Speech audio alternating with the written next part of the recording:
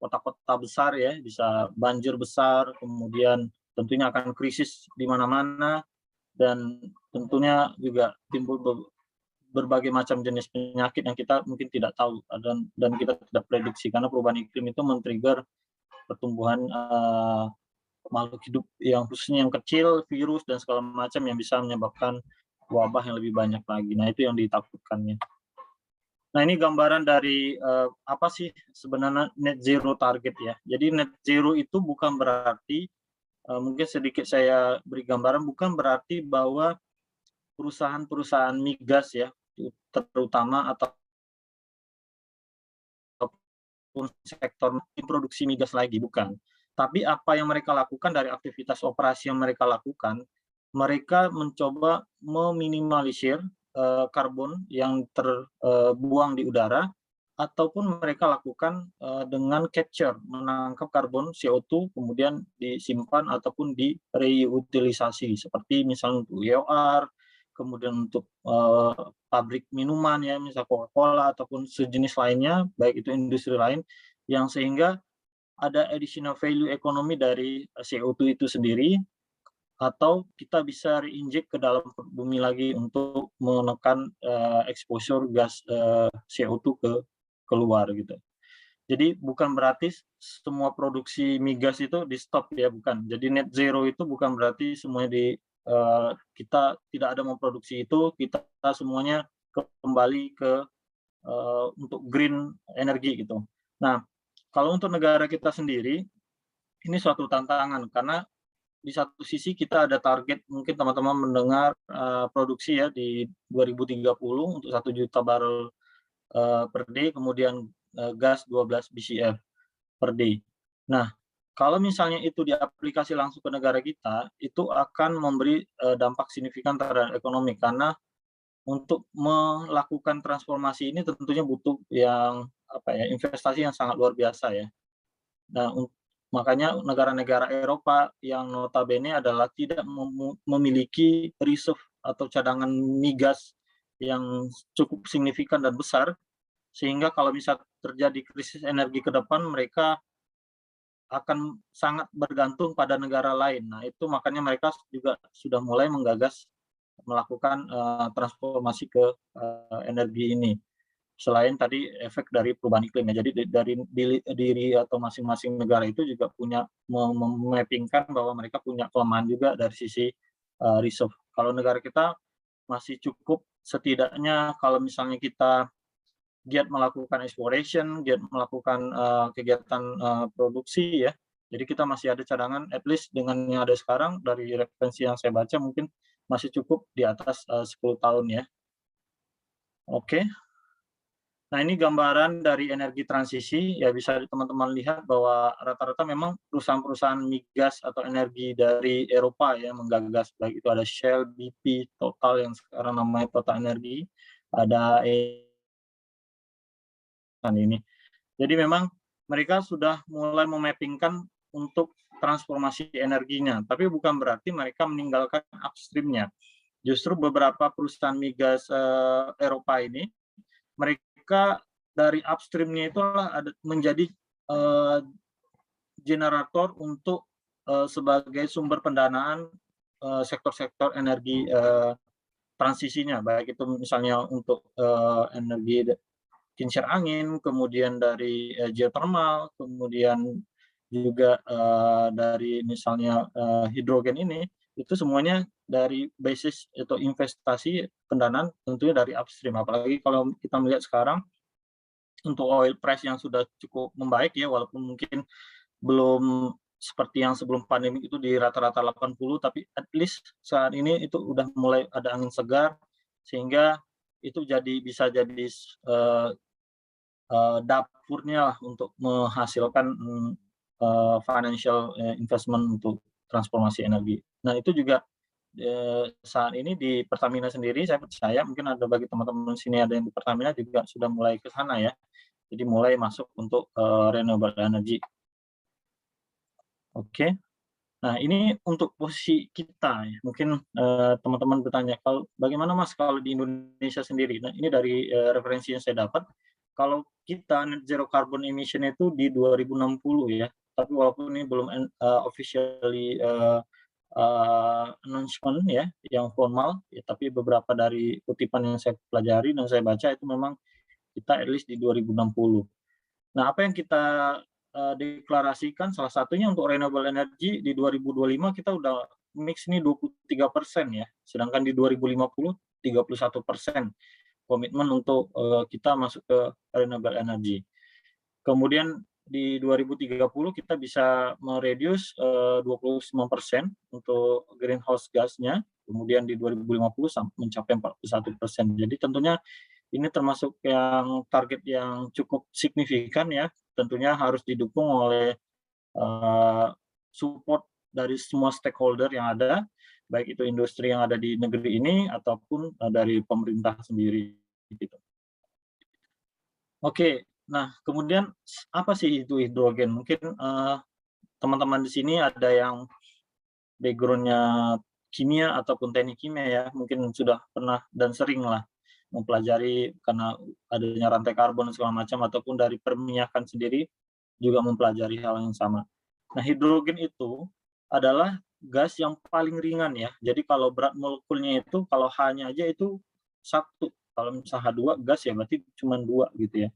Jadi dia paling ringan dibandingkan jenis-jenis gas lain baik itu gas metana, CH4 ataupun gas CO2 itu yang CO2 ya, kalau berat molekul kimianya 44, kemudian ada juga O2 oksigen itu 16, berarti dia 32 ya, karena kali 2. Jadi dia paling paling ringan ya dibandingkan gas-gas yang lainnya. Sehingga kalau dia paling ringan tentunya ini yang menyebabkan ada kalau leaking ataupun risiko kebocoran itu dia tidak bisa terdetek ya. Kalau gas yang lain itu ada baunya.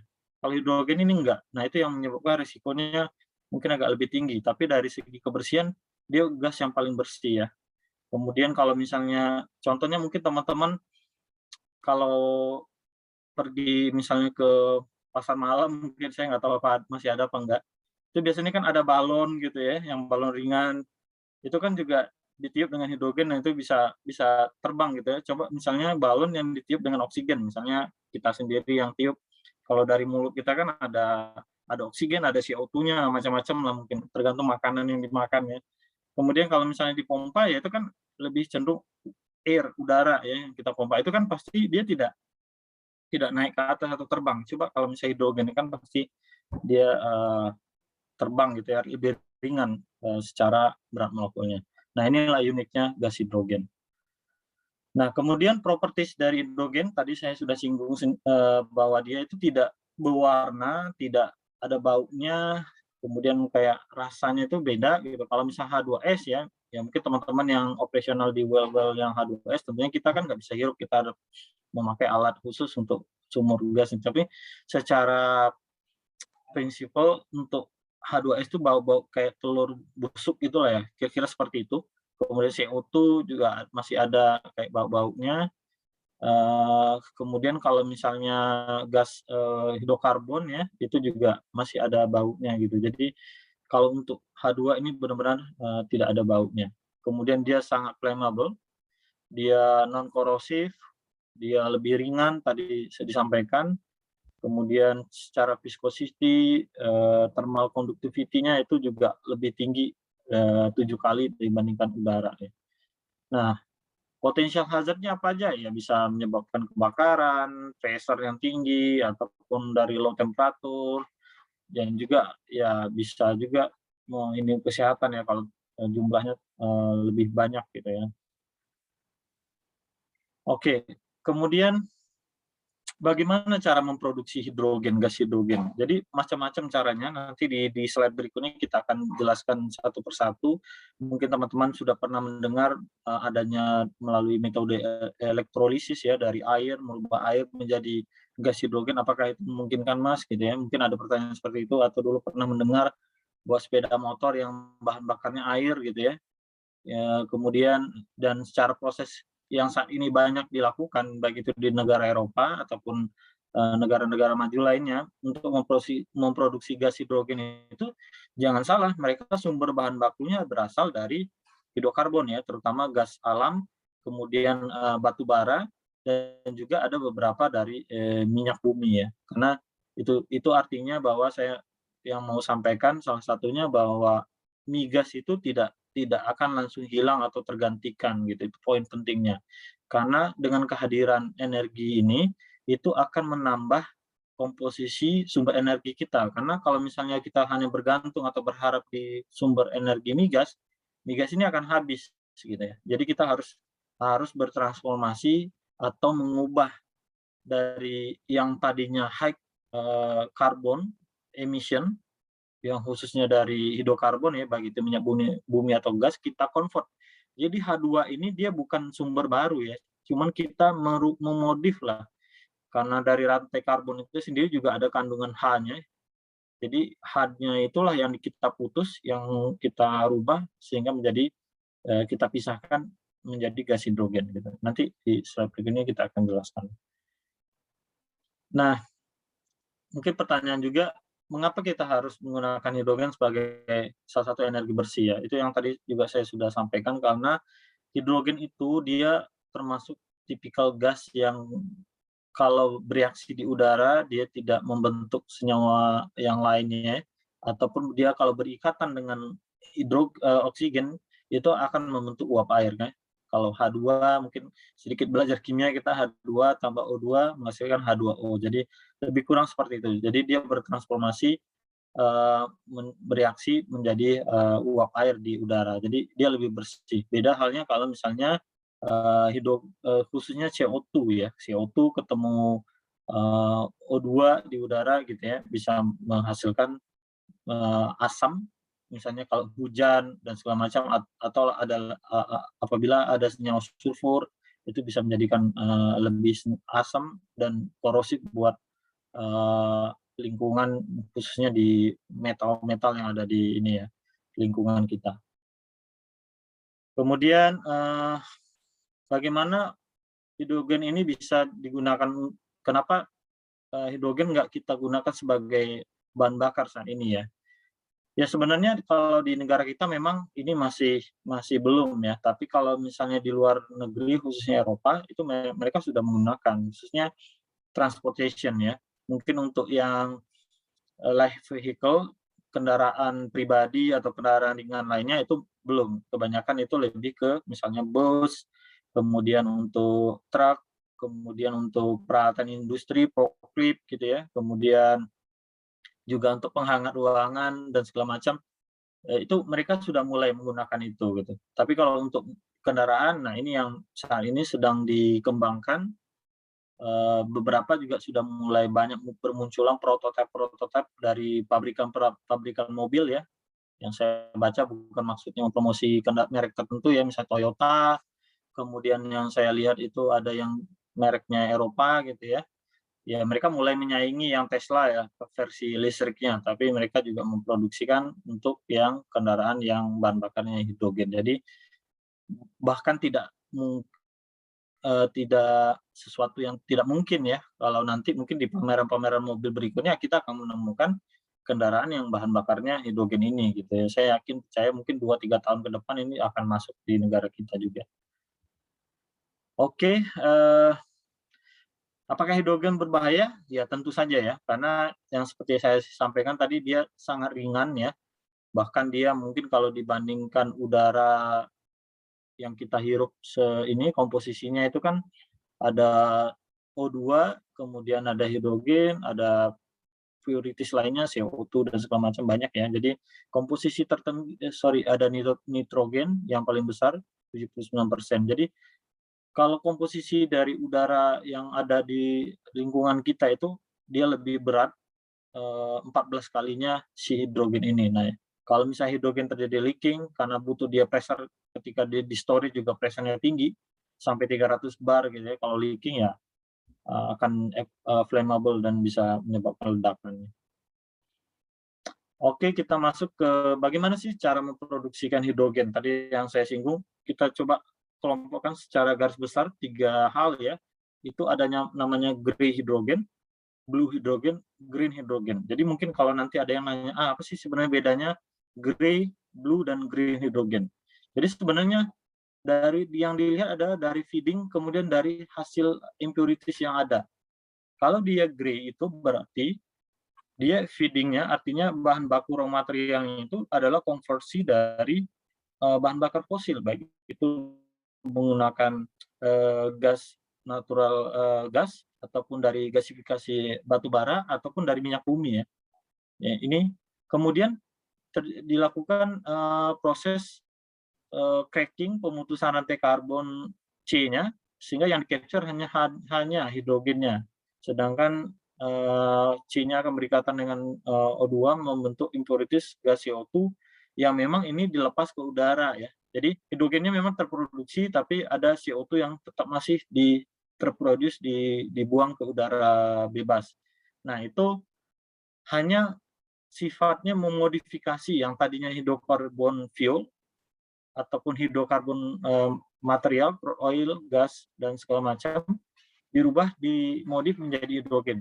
Tapi secara proses hampir sama dengan hidrokarbon fuel yang juga menghasilkan emisi gitu ya. Ini tidak di-capture. Kalau yang blue hydrogen, bedanya adalah CO2 yang tadi kita injeksi ke dalam perut bumi ataupun kita buat carbon capture storage ya. Nah, ini yang membedakan yang blue. Jadi itu aja, sedangkan bahan materialnya sama.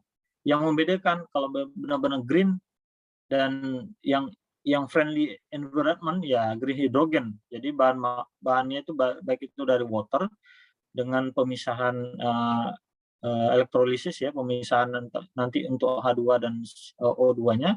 Kemudian juga dari renewable energy lainnya yang misalnya dari electricity dari angin, kemudian ada dari geothermal, ya itu nanti untuk membentuk yang perubahan oksigen yang dari water, ini akan impurities pemisahan antara oksigen dan H2. H2-nya yang kita ambil, sedangkan oksigen kembali ke udara. Tentunya kan ini akan bermanfaat bagi lingkungan ya, dibandingkan kalau misalnya CO2 yang kita buang ke udara. Jadi ini yang benar-benar net zero emission.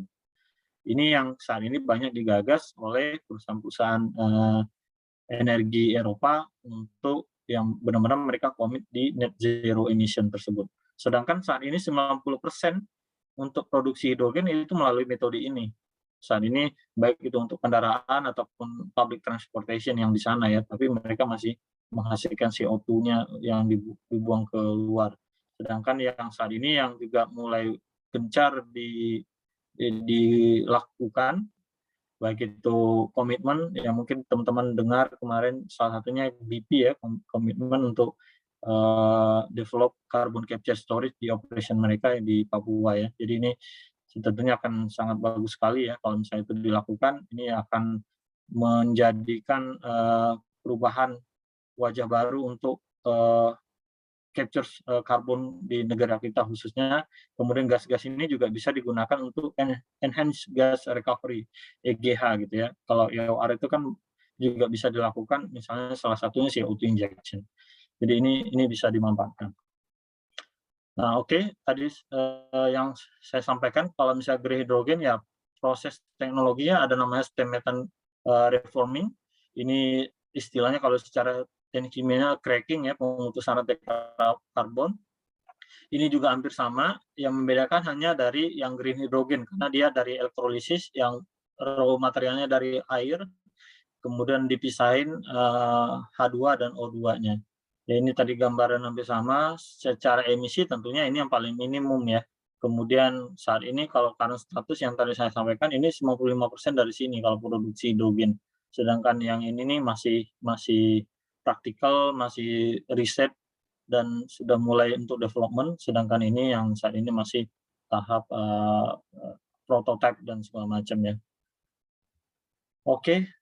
Nah, ini gambaran buat kita semua bahwa untuk hidrogen itu raw materialnya itu sangat banyak banget ya, apalagi misal air ya, karena di bumi kita bisa dilihat bahwa mungkin 2/3-nya itu adalah air ya, laut dan segala macam itu. Jadi potensi untuk merubah itu ya tentunya lebih banyak dibanding cadangan migas itu sendiri gitu ya, kalau misalnya kita berpikir ke sana.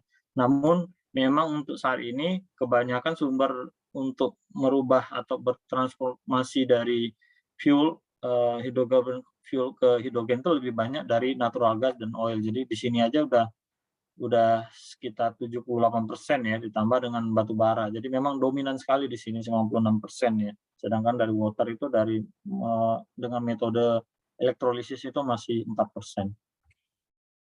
Nah, ini gambarannya bisa dilihat kalau misalnya kita kembangkan saat ini ya tentunya secara harga ya pasti akan mahal sekali ya untuk produksinya. Di sini untuk kalau sekarang ya kalau misal untuk grey ya tentu murah, kalau blue ya karena harus bangun carbon capture storage jadi lebih mahal lagi, apalagi yang green ya. Nah, ini yang menyebabkan untuk investasi ini tentunya harus dilakukan oleh banyak industri. Kalau misalnya satu dua ya tentunya nggak akan ekonomis ya, bahannya dari segi cost-nya tentu akan lebih mahal gitu ya. Nantinya seiring waktu ya ini akan lebih murah. Begitu juga waktu zaman-zaman transformasi revolusi industri di Inggris ya, dari bahan bakar batu bara waktu itu. Kemudian setelah ditemukannya minyak bumi, gas ya, akhirnya batu bara mulai berkurang, turun, tapi lebih banyak mulai ke crude oil dan gasnya. Jadi transisi energi itu adalah suatu keniscayaan, kita nggak bisa hindari. Sejak zaman dulu pun itu sudah terjadi gitu ya, yang dulu mungkin kalau teman-teman nonton film apa tuh yang ada ikan raksasa itu kan mereka ngambil minyaknya dari sana itu, jadi lemaknya ikan itu yang diekstrak sama mereka jadi bahan bakar. Kemudian ada juga dari batu bara ya, revolusi industri di Inggris batu bara. Kemudian setelah temukan minyak bumi ya minyak bumi. Nah, sekarang ya kita hidup di zaman transisi nih. Jadi kita juga jadi saksi sejarah ya, kita jadi saksi sejarah terkait perubahan transisi energi, dari energi minyak bumi, ya kita mulai masuk ke renewable energy, energi terbarukan, yang di mana ya Allah memberikan cukup banyak sekali yang tidak terbatas jumlahnya, kalaupun reserve-nya gitu, baik itu matahari yang kita kita lihat di pagi hari sampai sore, ataupun angin ya, di kawasan Indonesia itu banyak banget bisa dibangun untuk kincir angin. Kemudian juga geothermal, panas bumi kita dilewati oleh cincin api ya. Jadi itu juga potensi-potensi yang besar yang negara kita miliki, dan tentunya ini jadi prospek bagus untuk energi kita ke depannya. Nah, ini rincian dari metode yang tadi saya sudah singgung, mungkin kita akan masuk dari satu persatu ya. Steam methane reforming. Jadi intinya dari proses ini, mohon maaf kalau saya harus memunculkan diagram ini, ya mungkin bagi yang tidak suka belajar kimia atau apa ya, mau nggak mau saya harus sampaikan ini ya. Tapi minimal tidak harus tahu detail, mungkin bagi teman-teman yang senang ataupun punya passion untuk hidrogen ini ya mungkin monggo untuk bisa dipelajari lebih dalam. Tapi at least buat teman-teman yang lain minimal tahu apa itu gas hidrogen fuel yang kedepannya akan menjadi sumber energi terbaru buat kita ya. Jadi ini feeding-nya adalah natural gas yang tadi saya sampaikan, natural gas, kemudian dimasukkan ke dalam reaktor ya, ada feeding-nya, di sini ada steam, kalau secara flow-nya itu dari bawah ke atas ke steam, ini dari ditekan, dan nanti ada terjadi pemisahan ya, kayak cracking gitu, steam reforming namanya, kemudian di sini dipanaskan dengan temperatur yang sangat tinggi, ini pressure yang tinggi juga ya, di sini ada yang high temperatur, yang low temperatur. Pokoknya di sini ada terjadi proses penguraian lah, pemisahan antara H2 sama H2 sama dengan karbonnya ya. Sehingga di sini nanti CO2-nya di sini setelah dapat itu disaring, ada CO2 remover, kemudian dipisahin. Nah, sedangkan hidrogennya itu yang diproduksi, sehingga kemurnian atau purity-nya itu bisa mencapai 99,8%. Jadi ini salah satu metode steam methane reforming atau SMR. Kemudian yang kedua itu metanol reforming ya. Jadi kalau metanol itu kan banyak prosesnya ya. Kalau pembentukan metanol ada yang dari gas alam juga, kemudian ada yang dari biometanol ya. Contohnya fermentasi dan segala macam. Intinya dari metanol, produk metanol artinya nanti industri-industri pendukung yang memproduksi metanol ya bisa juga dirubah menjadi gas H2 ini gitu ya. Dimasukin dalam reaktor, di sini ada katalis tersendiri yang untuk detail operation reaksi terjadi mungkin kita jelaskan di sini, tapi minimal tahu gambaran prosesnya bahwa di sini ada membran untuk pemisahan, nanti H2 dipisahin, kemudian karbonnya itu dibuang ataupun diinjek kalau untuk blue hidrogennya. Nah, ini ada lagi pyrolysis, oxidation, dan reduction biomass. Itu baik dari kayu, kemudian dari limbah organik, kemudian juga dari biomass lainnya ya, yang bisa dilakukan pyrolysis. Sebenarnya ini prosesnya hampir sama, memproduksi metanol dulu, kemudian setelah metanol terbentuk baru nanti diuraikan lagi. Jadi agak lebih panjang dibanding yang tadi ya. Kemudian, nah ini yang saat ini yang mulai banyak ya yang dikembangkan, yaitu elektrolisis dari water. Jadi memang air itu H2O, senyawa kimianya, gimana caranya H2-nya ini kita pisah, dan O2-nya juga kita pisah gitu ya. Jadi H2-nya yang diambil, O2-nya kita lepas ke udara. Jadi ini tentunya yang sangat bersih ya, puritis, tapi tidak semudah itu ya membuat ini gitu. Jadi mungkin teman-teman hanya kita melihat bahwa H2O2 gitu, tapi ini tidak semudah itu untuk bagaimana memisahkannya. Tentunya butuh energi juga yang paling besar. Makanya kalau misalnya green hydrogen ya tentunya nanti electricity untuk power source-nya itu ya dari kincir angin, kemudian dari solar panel, kemudian dari geothermal. Nah, itu yang dinamakan nanti green hydrogen.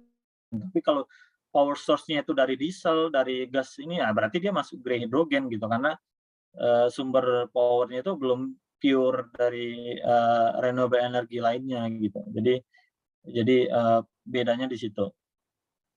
Nah, ini yang thermochemical splitting of water ya. Jadi hampir sama juga, dia sebenarnya elektrolisis tapi dia ada reaksi thermochemical juga ya. Jadi di sini kan ada kayak chamber ataupun reaktor yang dibuat di sini dari solar panel, ya tentunya memanfaatkan energi panas matahari ya, baik itu yang bentuknya ada parabolik ataupun yang bentuk sejajar seperti ini yang dibikin menara tinggi. Nah, nanti ini kalau mungkin teman-teman pernah belajar ya, kita dulu ketika kita tembakkan cahaya matahari dari kaca, kita pantulkan ke kertas, terbakar ya kan, mungkin masih ingat. Nah, itu hampir sama. Jadi sebenarnya ya konsep itulah yang dipakai gitu ya untuk memberi efek temperatur yang sangat tinggi ya. Di sini bisa 2000 sampai 5000 derajat Celcius. Jadi sangat panas sekali gitu. Oke, nah kemudian pertanyaan setelah nih H2 terbentuk, bagaimana nih untuk transportation-nya gitu ya, untuk handling dan segala macam. Nah, kalau misalnya mungkin teman-teman mempelajari LNG gitu ya, ataupun LPG yang petroleum base ya, itu kalau misal LNG sendiri kan didinginkan untuk dia jadi fase liquidnya itu kan minus 160 derajat Celcius. Sedangkan kalau ini ya bisa lebih tinggi lagi ya, 253 gitu ya. Kemudian untuk ya penanganannya ya di sini ya tentunya material untuk storage-nya, tangkinya atau apa namanya, silinder tanknya itu juga didesain khusus ya. Beda untuk materialnya juga lebih tebal gitu. Kalau low pressure-nya juga di-setup sampai minus 50 PSI. Nah, di sini gambaran dari transportation-nya hampir sama kayak mode CNG ya, compressed natural gas juga ya seperti itu. Jadi kelebihan kalau gas ini otomatis ya kita bisa mendeliver atau mentransport volume gas itu lebih banyak dengan media yang lebih kecil gitu. Beda halnya dengan kalau liquid seperti minyak bumi misal 5.000 barel gitu ya, nggak mungkin kita langsung angkut dengan truk gitu ya, karena butuh tangki yang cukup besar. Sedangkan kalau misalnya gas ya kita bisa kompres, kita bisa tekan gitu ya. Jadi ini untuk transportation-nya. Oke, kemudian untuk potensial ke depannya ya tentunya untuk produksi dari hidrogen sampai ke konsumen itu tergantung. Kalau misalnya jarak tertentu ya nanti untuk apa namanya, hidrogen refueling station-nya berbeda ya. Kalau misalnya industrinya jauh, kalau misalnya dekat ya langsung bisa didistribusikan, karena hidrogen itu sendiri yang seperti yang saya sampaikan dia sangat ringan, kemudian hazardous-nya itu besar, dia kalau leaking bisa menyebabkan ledakan, otomatis untuk transportasinya pun juga kalau misalnya jarak-jarak tertentu dia harus sedikit dirubah dulu misalnya. Nah, di sini ada yang dengan apa namanya, dengan transportasi truk, ada piping dan segala macam. Jadi penanganannya beda-beda. Nah, ini juga gambaran tadi mengenai transportation. Jadi kalau misalnya dia jaraknya jauh ya dia harus diikat dengan amonia ya. Jadi amonia itu NH3, NH3 gitu ya. NH3 natrium hidrogennya ada. Jadi dia akan berikatan dengan natrium, kemudian sampai di lokasi nanti si natriumnya diuraikan lagi dipisah dengan H2-nya. Ini halnya hampir sama, mungkin analoginya sama seperti kalau kita transportasi LNG liquid, ketika sampai di hub-nya, kemudian kan liquid ini akan digasifikasi lagi, jadi dibikin fase gas lagi. Kalau yang untuk yang nitrogen ya dia diuraikan lagi. Jadi konsepnya hampir sama, tapi tujuannya itu juga sama ya, untuk memisahkan gas. Kalau yang tadi untuk LNG ya tinggal dirubah fasenya dari liquid jadi gas, kalau ini ya diuraikan lagi gitu. Nah, ini juga beberapa gambarannya, ada fuel station-nya, ini untuk storage-nya mungkin di stasiun pengisian bahan bakarnya nanti ya, mungkin ini saya yakin akan jadi pemandangan yang biasa ke depan buat kita, yang saat ini kita melihat pengisian bahan bakar hidrokarbon ya, bensin dan segala macam, yang sekarang juga sudah banyak yang elektrik untuk mobil-mobil listrik, ya nantinya bukan tidak mungkin untuk yang hidrogen juga ada di Indonesia.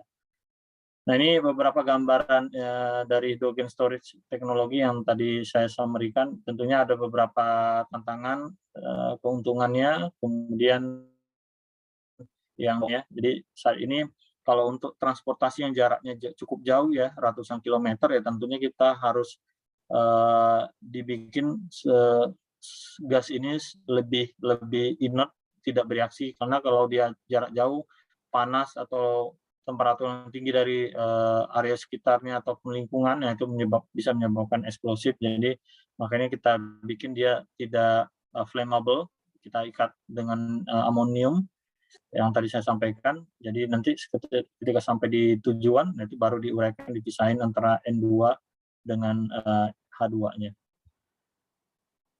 Nah, kemudian aplikasi sebagai bahan bakar. Jadi untuk bahan bakar kendaraan itu tidak bisa langsung misalnya teman-teman membayangkan seperti mesin ya, mesin mobil gitu ya, kayak sekarang mesin mobil, kemudian isi bahan bakar nitrogennya itu langsung jalan, enggak. Jadi mesinnya itu ya kita namakan fuel cell namanya, fuel cell. Jadi fuel cell itu untuk prinsip kerjanya itu sama dengan yang proses elektrolisis ya. Jadi fuel cell stack itu ya macam-macam komponennya, ada kayak anoda, katoda ya, seperti kalau kita lihat kayak model-model aki gitu lah ya. Kan ada yang positif, negatif gitu, anoda, katodanya. Jadi di situ ada membran, kemudian nanti dari feeding-nya itu dari udara masuk gitu ya. Kemudian yang udara masuk itu terus terjadi proses pemisahan. Dari proses pemisahan itu nanti yang H2-nya juga di sini masuk gitu ya. Nah, H2 bereaksi dengan O2 menghasilkan H2O. Nah, inilah keluar di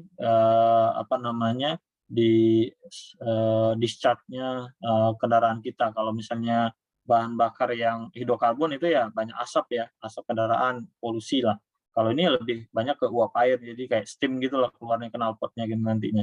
Tapi ya dia lebih bersih gitu karena kayak uap air gitu. Nah, ini fuel cell namanya. Fuel cell itu banyak digunakan saat ini ya untuk electricity ya. Tadi disampaikan untuk kayak bus, public transportation, kemudian crane untuk industri. Jadi ini sudah banyak digunakan gitu. Nah, ini tadi contoh yang saya sampaikan. Jadi kebanyakan sih memang untuk industri ya. Jadi belum banyak masuk ke yang mobil light vehicle ataupun kendaraan pribadi. Nah, bagaimana prinsip kerjanya ini yang tadi saya sampaikan, H2 hidrogen itu masuk gitu ya. Kemudian di sini ada terjadi reaksi di sini dari fuel cell. Di sini ada ion positifnya, H-nya ini berurai jadi H positif ya. Kemudian di sini kan ada nanti ada menghasilkan kayak electricity juga, ada listriknya. Dari situ nanti di sini ada feeding dari udara, kan kan ketika kita masuk kendaraan itu kan kita ada udara yang memang, fuel cell-nya itu memang feeding-nya untuk masuk udara.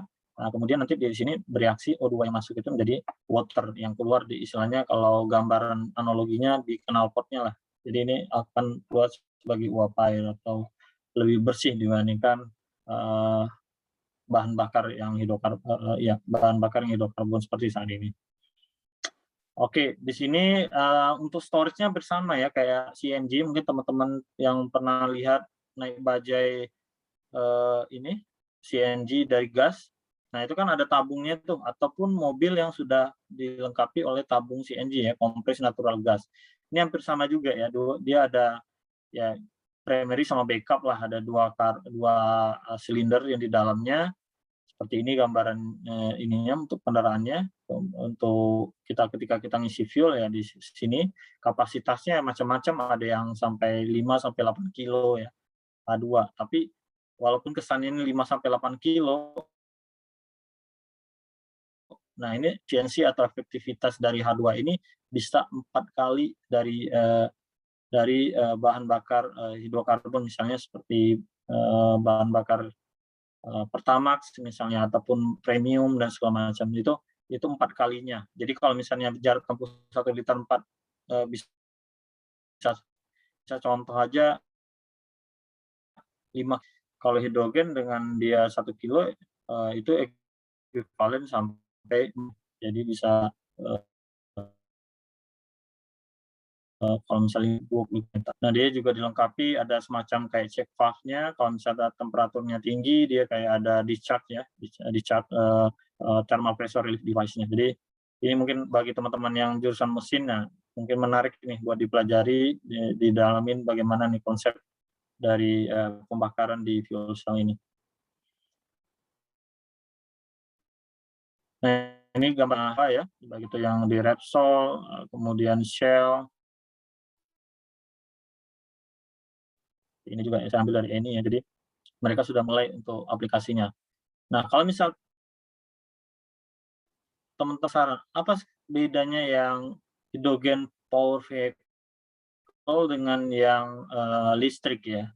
Jadi kalau sekarang kan banyak tuh mobil listrik tentunya baterai ya segala macam, ya tentunya kalau kita tanya-tanya listrik, kalau misalnya bahan bakar listrik, kalau listriknya dibikin dari solar panel ataupun dari, kincir angin ya mungkin dia green energy, tapi kalau listriknya juga dari diesel, dari macam-macam ya, karena mohon maaf PLN sendiri itu kan bahan bakarnya dari gas, dari diesel ya, ada juga dari pembangkit listrik tenaga air ya.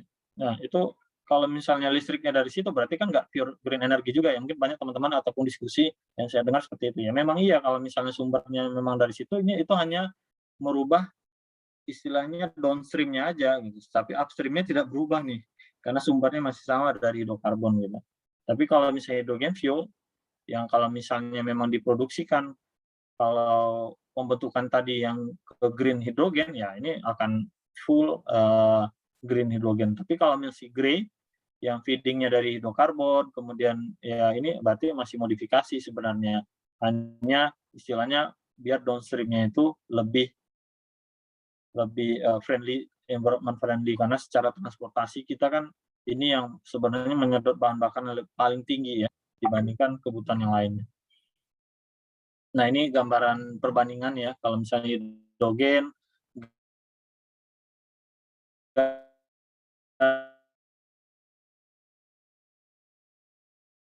sama jadi bisa dilihat kalau secara ringan ya dia 14 kali lebih ringan dibanding udara, kemudian energi dia 2,8 kalinya, bahan bakar, premium ya. Jadi lebih lebih efektif untuk energinya. Kalau natural natural gas ya bisa lebih kurang 1,2 kalinya. Nah, ini gambaran ininya, ini hampir sama relatif ke udara, jadi density-nya sangat ringan sekali ya, jadi dia gampang mix dengan udara di luar. Nah, ini saya hanya menunjukkan dari sumber yang saya dapat bahwa ke depannya mungkin di 2050 ya, kendaraan yang bahan bakar yang kita lihat saat ini ya mungkin akan sangat sedikit sekali ya, mulai banyak ya mungkin nanti dari yang mobil listrik, kemudian ya juga dari hidrogen fuel ini akan banyak yang muncul. Jadi bukan sesuatu yang tidak mungkin ya, mungkin bahan bakar ke depannya stasiun pengisian ya banyak diisi oleh baik itu dari mobil listrik ataupun dari hidrogen fuel ini. Oke, jadi ini adalah integrasi, seperti yang tadi saya sampaikan ya, sumber-sumber untuk membentuk hidrogen itu banyak sekali, baik itu dari misalnya kalau dia green hidrogen, otomatis dari adanya, listrik electricity dari kincir angin, kemudian dari solar panel, ataupun jadi dari biomass ya, itu bisa diproduksi. Kemudian, kalau misalnya yang grey ya dari natural gas, kemudian dari nanti jadi listrik yang dan diproses untuk elektrolisis pemisahan water dari untuk H2 dan O2-nya. Oke, jadi dari presentasi yang saya sampaikan bahwa hidrogen itu sangat potensial. Jadi bukan, hanya untuk di negeri kita ya, tapi ini memang isu untuk secara global semua, negara ataupun yang punya potensi untuk mengembangkan ini, saat ini sudah mulai ke sana gitu ya. Nah, hidrogen dulu mungkin hanya sebatas riset ya, itu yang saya juga pelajari dulu paper-paper waktu saya masih kuliah. Nah, ternyata sekarang itu sudah sesuatu yang sudah terwujud gitu ya. Jadi saya cukup surprise juga dan ikut senang gitu karena mengikuti bagian dari sejarah yang dulu saya hanya baca paper, melihat, apa yang tulisan-tulisan dari para pengembang atau, saintis yang ada di Eropa ya. Nah, sekarang kita, bisa melihat produknya itu sendiri sekarang sudah banyak, wujudnya ya, ada banyak fuel station-nya juga di Eropa untuk hidrogen fuel ini. Jadi ini bukan sesuatu yang tidak mungkin nanti suatu hari nanti juga ada di Indonesia, seperti itu. Oke, mungkin demikian presentasi dari saya, sekiranya ada pertanyaan silakan saya kembalikan ke Mbak Fadia. Terima kasih. Baik, terima kasih Mas Zulfikar, luar biasa sekali materinya, tentu dipaparkan tadi. Kita dapat banyak sekali wawasan baru tentang hidrogen, di mana hidrogen ini merupakan gas yang paling ringan ya dibanding gas lainnya, kemudian digunakan setiap hari oleh banyak industri skala besar, seperti produksi mesin, kemudian bahan kimia, makanan, dan elektronik. Tadi juga sempat disinggung bahwasannya ternyata zero carbon di Indonesia dirilis di tahun 2060 walaupun belum official ya. Jadi informasi dan pengetahuan ini tentunya akan berguna bagi kita semua nantinya. Untuk itu saya membuka sesi tanya jawab karena pastinya teman-teman punya banyak pertanyaan di benak teman-teman. Jadi bagi yang ingin bertanya silahkan raise hand.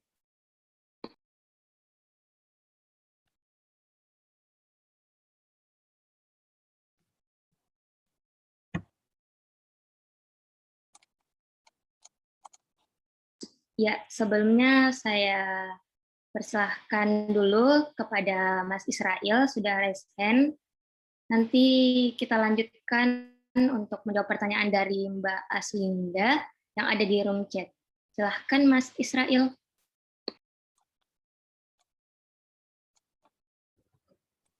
Baik, langsung ditanyakan sekarang, Kak. Ya, boleh Mas, langsung aja boleh. Oh, ya. Baik, terima kasih atas kesempatan yang diberikan kepada saya sebelumnya.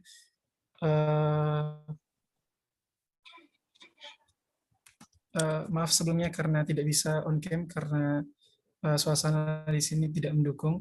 Jadi pertanyaan saya yaitu mungkin ada beberapa kayak. Jadi tadi sempat dijelaskan mengenai proses-proses ataupun cara agar kita bisa memproduksi gas hidrogen itu sendiri.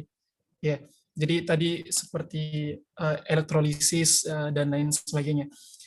Dari cara-cara tersebut, Kak, itu kira-kira yang mana yang lebih efektif jika dilihat dari banyaknya hasil, seperti banyaknya hasil yang dihasilkan ataupun kemudahan dari proses penggunaannya. Dan tadi saya sempat mendengar mengenai reaktor, Kak. Jadi seandainya kan di Indonesia kan banyak sekali kayak gempa bumi ataupun longsor banjir, dan seandainya itu dibangun reaktor seperti itu, apakah tidak terpengaruh oleh keadaan-keadaan Indonesia yang seperti itu, Kak. Oke, ya. Iya, Kak. Oke, terima kasih Mas Israel. Ada pertanyaan lain atau saya bisa langsung jawab, Mbak Fadia? Mungkin bisa dijawab dulu, Mas, Oke, pertanyaan pertama, nanti kita ya, lanjut. oke. Ya, terima kasih ya Mas atas pertanyaannya.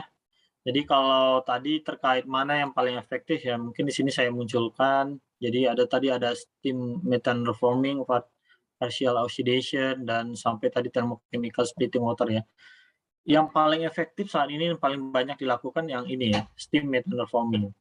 Kemudian yang kedua yaitu electrolysis water yang saat ini memang di-develop ya. Kalau yang ini sebenarnya ya dari sumber-sumber ya, misalnya seperti dari biomas dan segala macam. Ini metanol juga ada beberapa ya. Tapi yang memang paling dominan itu yang dari steam methane reforming atau yang cracking istilahnya, pemutusan rantai karbon. Jadi kalau Mas Israel ingat bahwa contohnya rantai karbon itu kan panjang banget ya.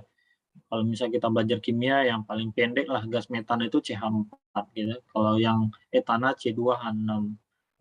Kemudian ada lagi propana C3H8 dan seterusnya. Jadi bagaimana kita cara meng-cracking atau memutus rantai karbon itu dengan metode steam methane reforming namanya. Metan itu ya itu tadi dia memendekkan rantai karbon mendekati CH4 sehingga C1-nya yang kita putus ada H4.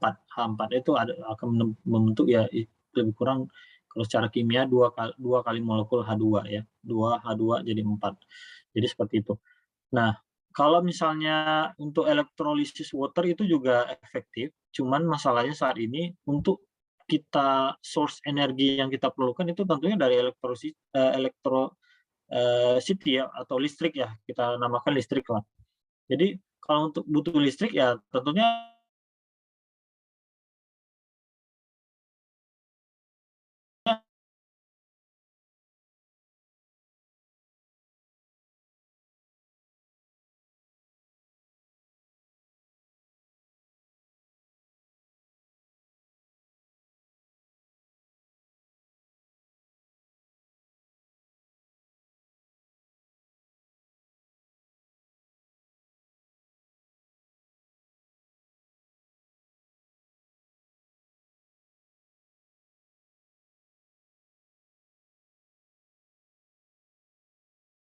jadi ya memang kebanyakan saat ini masih tapi ada beberapa yang sudah blue hidrogen itu yang saya pelajari yang saya tahu juga ya masih kecil less than 10% lah ya. Karena memang beberapa masih tahap studi dan kemudian proses elektrolisis dari pemisahan H2 dan O2 terhadap air itu nggak mudah seperti yang saya sampaikan tadi, butuh energi yang cukup besar gitu ya. Tentu untuk mengambil energi itu ya butuh source energi yang juga butuh lebih besar gitu ya. Jadi itu sih ini bedanya. Kemudian untuk pertanyaan kedua terkait reaktor, reaktor itu bukan seperti reaktor nuklir ya. Jadi yang mungkin biar nggak mix up, reaktor di sini tuh setiap proses kimia itu untuk mix ataupun pencampuran reaksi yang terjadi itu memang dinamakan reaktor. Jadi reaksi gitu ya, reaksi reaktor. Reaktor itu tempat atau pelaku atau apa ya kalau bisa bahasa dalam tata bahasa seperti itu. Jadi reaktor itu ya wadah untuk kita melakukan reaksi, proses reaksi. Jadi itu Mas, untuk penyimpanannya sendiri itu sebenarnya ada memang kalau misalnya kayak reaktor nuklir ya memang ditanam ke dalam tanah ya. Jadi kalau misalnya ada gempa bumi, banjir, memang itu yang jadi isu kenapa salah satu energi nuklir tidak begitu apa istilahnya lebih lambat lah progresnya dibandingkan sumber energi lainnya. Nah, kalau misalnya reaktor di sini ya dia di surface, ditaruh di surface ya dalam kalau misalnya teman-teman pernah visit ke pabrik atau industri chemical ataupun apapun itu pasti ngelihat kan kayak prosesnya itu ya pasti di ada reaktor besar ataupun storage yang besar untuk terjadi proses reaksi itu gitu. Yang memang kalau kita lihat dari dekat mungkin tidak boleh karena memang dia didesain ataupun di set up untuk keadaan tertentu misalnya pressure, temperatur yang tidak memungkinkan orang langsung mendekat kecuali misalnya suatu industri atau manufacturer itu lagi shutdown, lagi berhenti beroperasi atau berproduksi mungkin reaktor mati kan. Jadi reaktor itu adalah kayak brain-nya atau otaknya suatu proses lah kalau misalnya di industri kimia ya. Jadi lebih kurang seperti itu, Mas. Apakah menjawab, Mas Israel? Iya, Pak. Oke, ya. Baik, terima kasih atas pertanyaan dan jawabannya. Kemudian ada pertanyaan di room chat, saya bacakan. Ya. Masalah energi terbarukan cukup krusial hingga saat ini, dan kebanyakan yang saya amati berfokus ke geothermal. Menurut Bapak, apakah kira-kira hidrogen fuels ini dapat menjadi solusi alternatif yang sangat baik untuk mengurangi emisi karbon? Dan bagaimana pendapat Bapak tentang geothermal yang banyak difokuskan hingga saat ini? Pertanyaan dari Aslinda Hamzah, silahkan dijawab, Mas. Ya, oke. Terima kasih atas pertanyaan ini, menarik ya pertanyaannya, geothermal ya. Jadi kalau misalnya ditanya, untuk kita kalau misalnya mendekati ke renewable energy, memang geothermal ini salah satu yang paling potensial ya. Maksud saya, kan tentunya kita kan akan nggak bisa langsung jump in ke misalnya ke hidrogen, ataupun misalnya full ke solar panel gitu, ataupun full ke energi kincir angin, ataupun ini ya. Jadi itu tentunya harus ada step by step. Tentunya kalau dari upstream oil and gas ya tentunya ke geothermal. Kenapa gitu? Secara proses itu hampir sama ya, karena kita kayak proses pengeboran migas dengan pengeboran geothermal pun tipikal sama, mungkin beda dari ya istilahnya kalau misalnya sumur migas itu butuh butuh tubing produksi, dilengkapi oleh completion. Kalau misalnya geothermal kan nggak perlu, ya, hanya set casing, ketika hole udah jadi, ya tinggal pasang istilahnya wellhead ke chemistry, bisa langsung diproduksikan steamnya, dan tentunya melewati ada fase testing juga. Nah, ya geothermal ini istilahnya kan itu uap ya, jadi steam, jadi uap yang tentunya akan bersih secara secara impurities, dia low carbon lah.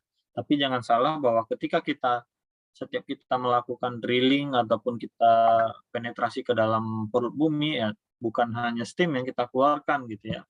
Tentunya ada gas H2S, kemudian ada CO2-nya juga, bahkan tidak mungkin itu terjadi. Otomatis kan kita juga akan men-trigger mengeluarkan karbon juga gitu anyway ya. Makanya kenapa geothermal itu belum fully ini juga istilahnya benar-benar less emission carbon terhadap hidrokarbonnya, yes, tapi terhadap carbon emission dalam hal ini gas rumah kaca yaitu CO2, yaitu belum 100%. Nah, kemudian itu upstream dari geothermal, kemudian kita masuk dia jadi untuk sumber energi listrik, misalnya steam generator untuk di beberapa stasiun pembangkit listrik ya. Nah, kalau misal itu didapat ya berarti dia memang masuk ke dalam renewable energy, karena memang dia secara bahan baku atau raw material untuk sumber energinya itu bukan dari minyak bumi ataupun gas bumi ya. Jadi kalau misalnya geothermal itu. Kalau misalnya H2 yang tadi saya sampaikan, hidrogen ini dia lebih ke modifikasi ya. Modifikasi kalau misalnya kita ke grey-nya hidrogen ataupun ke blue hidrogen ya saya bicara. Artinya bahan baku kita juga hampir sama. Kita mengambil hidrokarbon baik itu minyak bumi ataupun gas bumi yang kita rubah, kita modifikasi, yang tadinya dia ada rantai karbon ya kita putuskan, kita uraikan, kita ambil H2-nya aja, sedangkan CO2-nya baik itu kita kembalikan, kita buang ke lingkungan ataupun kita injek ke dalam bumi gitu ya, melalui carbon capture storage. Nah, kalau misalnya yang green hydrogen yang dibentuk dari proses energi listriknya itu melalui kincir angin, kemudian solar panel, kemudian tadi yang geothermal, yang listriknya, jadi sumber listrik yang tadi geothermal kemudian kita gunakan untuk menyalakan proses elektrolisis, di mana proses penguraian air, pemisahan dari senyawa air yang dari H2-nya kita ambil, sedangkan O2-nya yang kita buang ke udara ataupun jadi impurities-nya ya.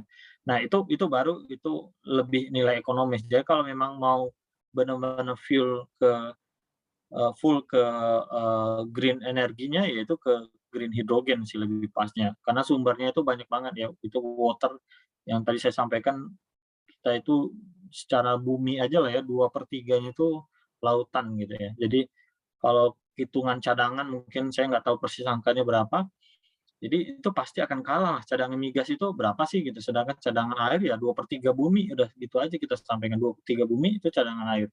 Nah, kalau bisa itu nanti ketemu, wah itu akan jadi suatu apa ya, suatu kemajuan yang sangat signifikan ya di ketahanan energi di seluruh dunia gitu. Karena, orang nggak akan sulit untuk mencari source energi karena toh dari air ya itu bisa diuraikan, dirubah ya melalui proses elektrolisis tadi ya. Jadi H2-nya yang kita ambil, O2-nya kita lepas ke udara. Nah, tentunya sumber energi untuk menguraikan itu tadi jangan lupa juga gitu. Kita harus ingat bahwa itu butuh source energi yang besar, makanya kenapa sampai saat ini tidak ekonomis apabila dibandingkan dengan energi minyak bumi ataupun gas. Makanya energi minyak bumi atau gas masih belum bisa tergantikan karena dia lebih efektif, proses, untuk membentuk menjadi bahan bakarnya lebih mudah dan lebih ekonomis gitu. Jadi makanya itu jadi masih masih kita bergantung masih ke sumber bahan bakar yang, fosil khususnya di Indonesia sendiri ya. Kalau di negara-negara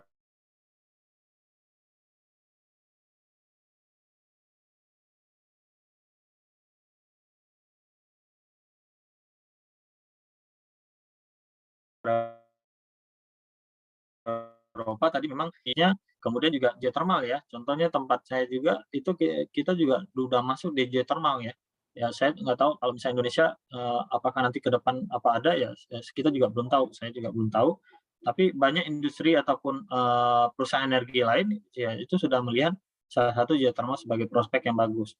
Nah itu akan sangat bermanfaat ya kalau kita punya sumber energi yang dari minyak bumi, kemudian ada geothermal, kemudian ikutan yang lebih ramah lingkungan yang akan kita bikin ya mungkin lebih fokus kepada transportasi ya, baik itu kendaraan pribadi, kemudian public transportation, kemudian mungkin perkantoran, misalnya listrik suatu kota A, misalnya katakanlah Jakarta, power generatornya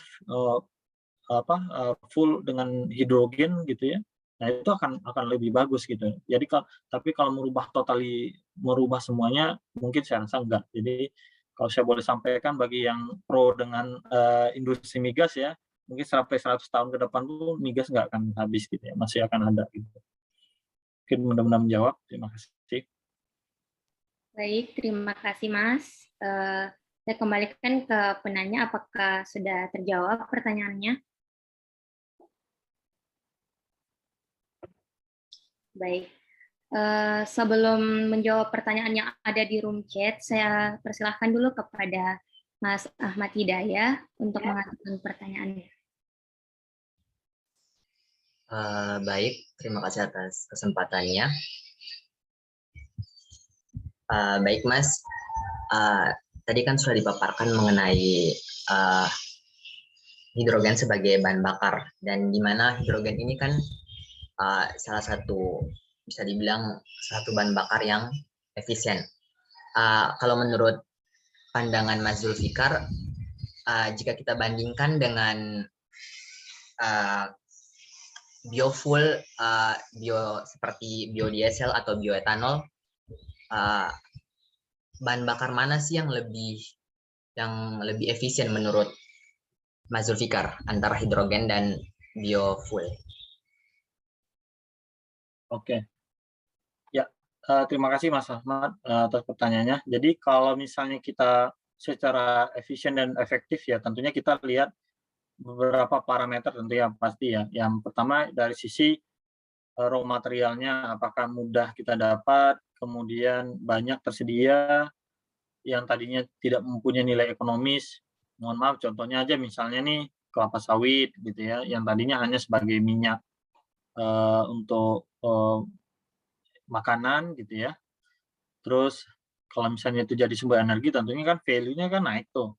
Begitu juga misalnya singkong gitu ya, jadi bahan makanan, eee, dengan beberapa macam industri lah membikin singkong itu punya nilai value tertentu, tapi at the end kalau dia dirubah convert ke energi, ya tentunya juga akan naik nilai value-nya sehingga bahan raw materialnya kalau misalnya untuk dijadikan metanol ataupun kalau misalnya biofuel kayak kelapa sawit gitu ya, itu akan berubah ya, akan merubah ininya. Jadi kalau ditanya terkait efektif dan ininya, kita kembali ke source-nya. Itu banyak nggak tersedia di negara kita gitu ya. Kalau itu misalnya sedikit, ya tentunya nanti akan jadi nilai ekonomisnya akan jadi berkurang karena untuk memproduksi atau membikinnya itu butuh effort ataupun investasi yang cukup besar dibanding kalau kita misalnya seperti hidrogen. Kalau hidrogen itu secara selama misalnya minyak bumi ataupun gas di negeri kita itu banyak atau di daerah tertentu itu masih banyak, itu masih bisa dirubah. Yang kedua itu yang misalnya kalau kita membuat grey ataupun blue hidrogen ya. Kalau misalnya kita yang green hidrogen ya, kalau misalnya untuk sumber energi yang kita ada misalnya di Indonesia sudah banyak nanti solar panelnya, kemudian energi kincir anginnya sudah booming ya di mana-mana itu sudah terlihat dan jadi sesuatu yang hal biasa karena kita memang negara kita dilewati juga oleh jalur angin yang cukup bisa untuk mendapatkan sumber energi itu. Kemudian geothermal juga banyak ya, tentunya itu akan menjadi nilai ekonomis. Kemudian kalau ditanya efektivitas terhadap sisi energi yang dibentuk perbandingan, misalnya katakanlah 1 liter bioetanol dengan 1 kilo ataupun 1 liternya hidrogen fuel yang liquid, ya tentu akan berbeda. Ya misalnya di sini kan bisa dilihat efektivitas energinya bisa 2,8 kalinya. Jadi misalnya katakanlah biofuel itu kita bawa mobil ya, mobil kita biofuel ya. Kita punya 1 liter ini dibandingin masing-masing. Misalnya Mas Ahmad yang bawa hidrogen, saya biofuel, saya hanya bisa 5 kilometer, ya Mas bisa 8 kalinya, 2,8 kali 5 gitu. Jadi bisa 10 sampai 12 kilometer ya. Jadi itu perbandingan dari riset yang ada saat ini. Jadi otomatis secara efisiensi energi ya tentunya hidrogen pasti yang lebih ini karena di samping energinya efisiensi energi lebih besar, kemudian dia efek ke lingkungan dia bersih. Kalau biofuel walaupun kita produksinya dari misalkan katakanlah dari kelapa sawit ataupun itu kan masih ada rantai karbonnya. Itu masih ada pembakarannya, masih ada CO2-nya. Jadi ya kalau kembali lagi untuk lingkungan otomatis ya biofuel nggak akan menjawab untuk green energy ke depan gitu. Jadi lebih kurang seperti itu Mas Ahmad. Baik, terima kasih. Saya kembalikan ke Mas Ahmad. Apakah sudah terjawab pertanyaannya? Baik, terima kasih Mas atas penjelasannya. Ya, selanjutnya kita akan jawab dulu di room chat. Saya akan bacakan pertanyaannya. Yang pertama, kenapa plant carbon capture tidak dibangun secepat seharusnya? Apakah ada halangan yang signifikan yang perlu diatasi supaya menjadi realita? Yang kedua, apakah teknologi capture mengancam industri minyak dan gas? Semua energi memiliki kelemahan. Apakah potensi kelemahan yang mungkin diatasi energi hidrogen? Terima kasih. Ya, oke. Nah, ini menarik nih pertanyaannya. Jadi kenapa carbon capture storage tidak dikembangkan ya? Tapi saya ini menggelitik juga ya, karena hampir 14 tahun yang lalu itu cukup jadi apa ya, banyak lah jadi bahan simposium, seminar, riset gitu ya. Kemudian banyak disampaikan di acara-acara tertentu, tapi aplikasinya sampai saat ini kan belum ada gitu ya. Ya memang kalau kita telusuri kali ini coba in my opinion ya yang pernah saya ikutin dan selalu saya pelajari juga, itu memang lebih ke kalau misalnya itu diterapkan otomatis kan ada semacam tax karbon. Mungkin teman-teman sudah pernah dengar ya. Jadi setiap berapa misalnya ton yang diproduksikan atau dibuang ke udara itu kita akan kena tax, kita bayar tuh. Nah, regulasi itu yang dulu belum ada. Jadi kalau regulasi yang belum ada, otomatis tidak memaksa orang kan, tidak memaksa orang untuk untuk melakukan pengurangan karbon emisi itu gitu. Jadi kalau misalnya sekarang sudah mulai dilakukan pajak atau tax karbon di mana-mana, otomatis mau nggak mau semua industri. Jadi ini bukan industri mengancam industri oil and gas saja, tapi industri manufacture ataupun industri lainnya yang mungkin kalau lihat teman-teman cerobong asapnya itu yang biasanya mengepul ya ke udara, berapa metrik ton tuh yang mereka lepaskan ke udara kita gitu ya.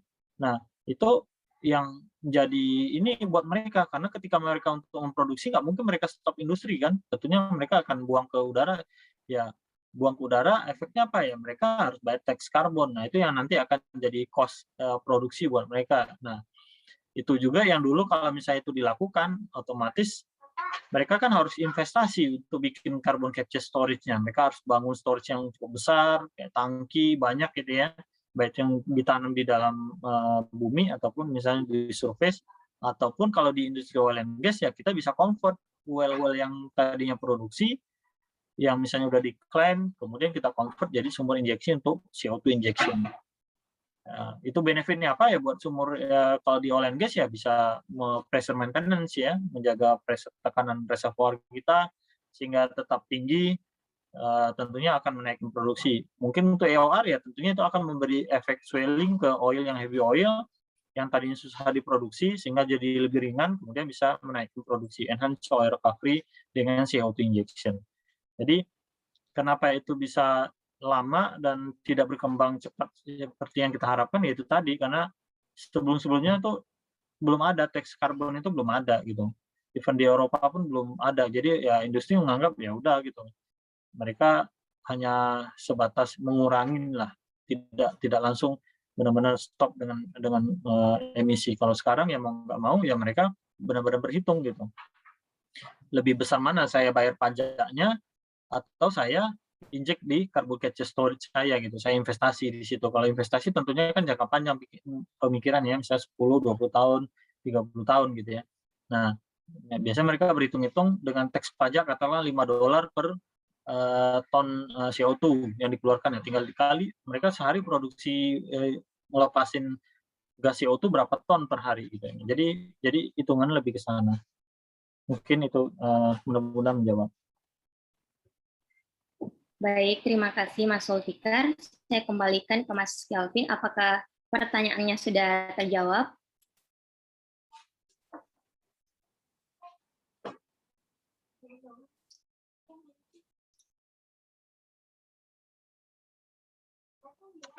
Baik, terima kasih. Kemudian tadi ada Mas Radit ya, kalau tidak salah yang raise hand. Apakah masih ingin bertanya, Mas?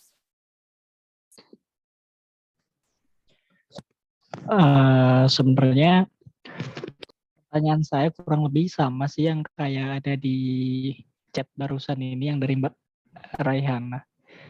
Nah, ya itu sih mungkin dari saya itu sebenarnya kalau saya dengar-dengar dari pertanyaan banyak yang masih skeptis ya Mas, mungkin karena namanya teknologi baru jadi masih banyak yang penasaran dan pelajari membandingkan kekurangannya itu apa sih gitu sama yang ada sekarang gitu.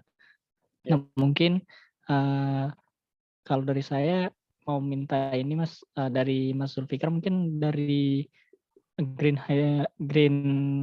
hydrogen ini atau apa ini dari hydrogen fuel ini sebelumnya udah ada successful story belum sih gitu? Atau di apa ya dampak secara skala besarnya gitu dari hidrogen ini gitu mungkin sih Mas. Terima kasih Mas. Ya, sama-sama Mas Radit. Ya, kalau untuk full scale-nya belum banyak ya Mas ya, karena memang didominasi banyaknya di Eropa ya. Di internal kita untuk Repsol sendiri itu sudah ada, tapi belum full scale ya, misalnya untuk skala industri ataupun publik ya, tapi lebih ke prototype, misalnya dicobakan untuk beberapa kendaraan. Ya, memang udah pemisahan dari water. Ya, H2 jadi dipisahin, H2-nya yang diambil hidrogen, kemudian O2-nya yang dilepas ke udara lagi. Dan itu proses elektrolisis dengan memanfaatkan ya dari solar panel ya, jadi panas matahari yang untuk jadi engine generator power untuk menyalakan basis powernya, kemudian dipisahin untuk menjadi green hydrogen. Nah itu udah. Tapi kalau misalnya yang full scale yang memang udah diaplikasikan secara komersil itu lebih banyak ke green hydrogen ini, Mas. Yang lebih banyak ke green hydrogen. Sedangkan blue hydrogen ini ada beberapa yang sudah ya, misalnya kayak di Jerman sama di Belanda itu ada. Mereka memang udah punya carbon capture storage-nya. Tapi kalau yang lainnya itu lebih ke sini.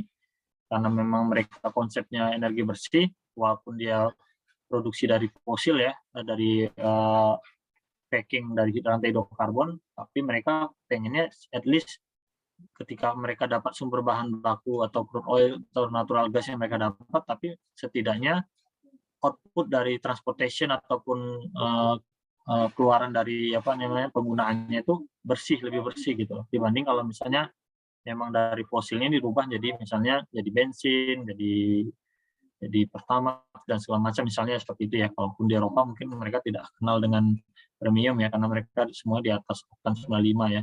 Jadi ya mereka lebih ke situ gitu ya. Jadi kalaupun misalnya pakai walaupun misal oktan sampai 98 pertamax turbo pun bagi mereka itu masih tetap ada yang dibakar itu ya ada masih rantai hidrogen kan rantai karbon yang dibakar yang akan mencemari kota-kota ataupun negara mereka. Nah, makanya mereka mulai memodifikasi walaupun sumber source-nya itu dari gas. Makanya kalau teman-teman lihat banyak perusahaan energi Eropa yang tadinya punya lapangan minyak, mereka mulai tinggalkan. Mereka lebih milih ke gas. Karena gas itu memang masih rantai karbon, tapi dia lebih bersih dibandingkan minyak bumi gitu ya. Karena kalau minyak bumi untuk proses refinery sendiri kan tentunya kita juga ada reduce kan. Ini kalau teman-teman jalan-jalan di refinery unit itu kan masih lihat lah cerobong-cerobong asap gitu ya. Jadi tentunya ya ada proses pembakaran di situ. Kalau gas kan enggak. Gas itu hanya dipisahin gitu, enggak ada di adonan lagi, dimasak lagi apa enggak. Kalau minyak kan harus dimasak, istilah dimasak, dipisahin. Terjadilah proses distilasi kan. Nah, distilasi banyak tingkatannya tergantung nanti dari sumber ataupun bahan bakar apa yang pengen dibikin gitu. Jadi lebih ke situ sih Mas. Kalau misalnya untuk full scale memang hidrogen belum banyak ya, tapi sudah banyak kemajuan nih. Dua ini itu sudah banyak kemajuan yang tadinya di sini didominasi 90% ya mungkin sekarang jadi 70% karena sekarang sudah mulai blue hidrogen sama green hidrogen yang mulai banyak. Mungkin mudah-mudahan menjawab Mas Radit. Iya Mas, jadi memang belum banyak untuk green hydrogen, tapi memang seperti yang Mas bilang tadi namanya transisi energi pasti nggak dapat dihindari ya Mas ya. Jadi Betul. emang perlahan-lahan pasti bakal nanti banyak diimplementasikan dan saya yakin juga pasti bakal lebih baik lagi sih untuk lingkungan dan sekitar gitu. Itu sih Mas, terima kasih banyak Mas. Sama-sama Mas. Ya kita bisa lihat lah, saya yakin di 2020 ya sekarang kita hidup di berapa? 2022 bentar lagi. 2030 mungkin ini akan sudah mulai banyak nanti. 2030 bisa kita lihat lah. Ini akan banyak lah kita muncul dengar di berita ataupun apa. Baik itu Pertamina sendiri pun juga sudah mulai melihat ini gitu kan. Mereka pasti akan jadi kolaborasi dengan beberapa perusahaan Eropa untuk bisa bikin ini juga di negeri kita. Oke.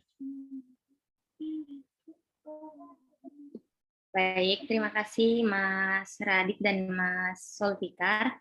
Ini tadi ada pertanyaannya dari Mbak Aslinda yang juga berkaitan dari pertanyaan Mas Radit tadi. Untuk hydrogen fuels ini apakah sudah digunakan di banyak industri? Kalau boleh tahu industri apa saja dan apakah ada dampak negatif yang perlu diketahui terlebih dahulu dalam menerapkan hydrogen fuels ini? Silahkan Mas Sulfikar dijawab pertanyaan.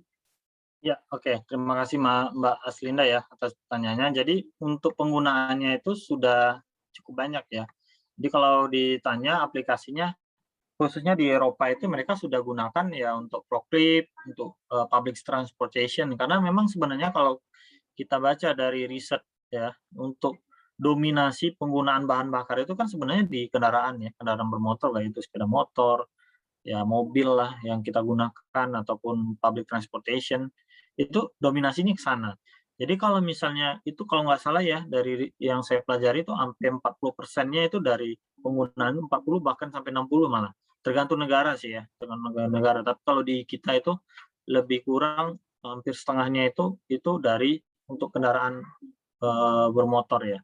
Makanya kita kenapa kekurangan bahan bakar yang kita produksi migas kita hanya lebih kurang kan 750 barrel per day, sedangkan kebutuhan kita itu untuk memenuhi kebutuhan sehari itu 1,6 juta ya barrel per day. Jadi otomatis kita akan setengahnya impor dari luar ya. Nah, makanya untuk menekan itu apa yang bisa dilakukan supaya kita tidak bergantung terhadap impor, dan apa yang kita bisa lakukan tidak bergantung terhadap misalnya untuk sumber energi kita ya minyak bumi gitu yang bisa kita mixkan, kita bisa kita topangin dengan sumber energi yang lain ya. Salah satunya ini sebenarnya yang bisa dilakukan, tapi bukan dari menggunakan bahan bakar fosil. Kalau misalnya menggunakan bahan fosil ya lebih baik memang kita memproduksikan ya seperti jadi premium ataupun Pertamax dan segala macam ya kalau misalnya brandnya bahan bakar fosil di negara kita. Tapi kalau misalnya itu kita bisa bikin green hydrogen tadi, nah itu yang saat ini dikejar oleh pemerintah kita, karena kita tidak akan bergantung terhadap fosil. Kalau kita bisa bikin green hydrogen, otomatis kan kita memanfaatkan nih panas bumi karena kita dilewati oleh garis khatulistiwa, otomatis kan paparan sinar matahari kita lebih banyak lah, seimbang dibandingkan negara-negara tertentu ya. Nah, kemudian angin, ya, kita kan banyak ada sumber-sumber wilayah tertentu yang bisa potensial untuk jadikan energi listrik dari angin ya. Kemudian juga dari misalnya geothermal gitu ya. Jadi, nah kelemahan dari renewable energy ini kan nggak bisa sustain 24 jam. Itu menjadi kelemahan juga yang mungkin contoh nih, misalnya matahari, ya paling dia bisa kita optimisasi 12 jam at least kan dari pagi sampai sore. Kalau malam kan matahari nggak ada. Makanya ada untuk penyimpan energi itu dipasanglah kapasitor-kapasitor yang banyak gitu ya. Jadi dia menyimpan atau meresap energi yang bisa digunakan. Nah, begitu juga angin ya. Kalau angin itu tergantung misalnya pola ininya. Jadi kalau misalnya tertentu dia bisa kencang, bisa lambat, ya seperti itu. Jadi memang tidak sustain ya. Makanya kenapa masih terjadi perdebatan antara yang renewable energy dengan yang energi fosil ya. Karena fosil ini ya dia lebih memang 24 jam ya stabil memang. Tapi yang jadi kendala adalah dia bahan bakar yang tidak bisa perbaharui. Jadi kalau dia habis ya kita bisa gigit jari. Bayangkan misalnya kemarin mungkin teman-teman baca kan berita di Eropa, even negara tetangga kita Singapura kan krisis energi gitu ya. Jadi sedikit aja gas kita yang lagi proses maintenance, jadi sumur-sumur harus dimatikan dulu sehingga distribusi gas ke Singapura sempat di stop atau dikurangi. Nah mereka langsung teriak-teriak gitu. Nah itu yang mereka takutkan gitu. Kalau negara kita ya alhamdulillah kita diberkahi ya karena kita punya energi minyak bumi, punya energi geothermal, punya sumber energi angin, matahari dan segala macamnya ya. Yang mungkin nuklir juga jadi opsi karena itu bisa jadi sumber juga ke depannya gitu ya. Nah, dibandingkan kalau mereka gitu. Kalau mereka ya bayangkan kalau Eropa boro-boro mau mau solar panel gitu ya. Ya mereka kayak sekarang musim dingin itu bisa nggak bisa nyerap apapun juga kan, atau angin gitu kan. Ketika misalnya dingin itu kan ya kelembaban kan tinggi banget gitu ya, untuk angin ya tentunya nggak terlalu bisa diharapkan juga gitu. Jadi itu yang menyebabkan negara Eropa itu harus berpikir bahwa mereka jangan sampai bergantung ketahanan energi mereka sama negara-negara lain gitu. Karena ketika itu terjadi ya ibaratnya kayak ada ininya masing-masing lah ya. Negara-negara itu ya akan didikte, tanda kutipnya akan didikte oleh negara-negara penghasil energi yang khususnya ya energi fosil yang besar ya. Misalnya kayak Middle East gitu ya. Mereka kan ya makanya nggak terlalu gencar dengan yang transformasi green energy. Mungkin karena cadangan mereka besar ya mereka paling akan beralih dari yang memanfaatkan tetap akan memproduksikan hidrogen juga sebagai untuk green energy ke depan, tapi mereka menggunakan bahan baku ya ini mereka karena cadangan migas mereka besar ya mereka dari green hidrogen tadi gitu. Jadi ke sana ininya ya arahnya ke sana gitu. Mungkin itu jawaban dari saya. Terima kasih. Baik, terima kasih Mas Zulfikar. Bagaimana Mbak? Apakah sudah terjawab pertanyaannya? Ya, tidak terjawab. Ini masih ada lagi pertanyaan dari Mas Esther. Saya akan membacakannya. Oke. Dalam transisi ke new energy, apakah transition risk dalam industri oil and gas? Bagaimana cara menghadapi dan mengelola risiko tersebut? Lalu, berapa lama lagi oil dan gas akan menjadi pilihan energi yang layak? Menurut pendapat Bapak, apakah target produksi minyak 1 juta BOPD tahun 2030 merupakan tahap yang accommodating terhadap net zero carbon emission tahun 2050? Terima kasih, Mas. Silahkan dijawab pertanyaannya. Ya, terima kasih.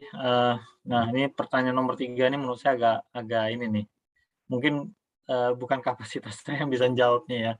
Tapi ya namanya kita ditanya optimis ya kita harus optimis karena kita kalau bikin target itu ya kalau misalnya bikin biasa aja ya sama aja bohong gitu ya. Misalnya ya mungkin di sini banyak teman-teman milenial lah saya anggap anak-anak muda.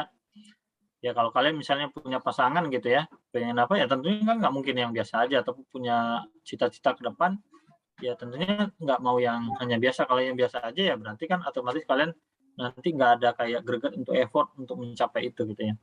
Nah kembali lagi untuk target 1 juta barrel ya, tentunya itu target kalau ditanya targetnya agresif, tapi apakah kita bisa mencapai? Bisa mencapainya harus didukung dan disupport oleh semua komponen ya. Jadi artinya semua yang terlibat di industri pendukung industri migas, baik itu pun migas sendiri, itu harus saling support, saling apa ya,